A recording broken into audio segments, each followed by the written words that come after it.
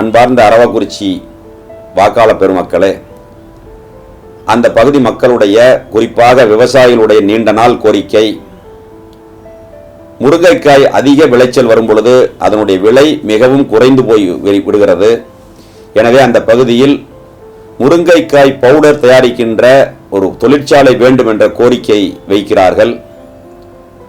அது மட்டும் இல்லாமல் அந்த விவசாயிகளுடைய விளைபொருட்களை பாதுகாக்கின்ற வகையில் அங்கு ஒரு புதிய குளிர்சாதன கிடங்கு ஒன்று அமைப்பதற்கும் முருங்கைக்காய் பவுடர் தொழிற்சாலை ஒன்று அமைப்பதற்கும் மாண்புமிகு தமிழக முதலமைச்சர் அவருடைய கவனத்திற்கு எடுத்து சென்று அந்த பகுதி மக்களுடைய நீண்ட நாள் கோரிக்கையை நிறைவேற்றுவதற்கு நடவடிக்கை எடுக்கப்படும்.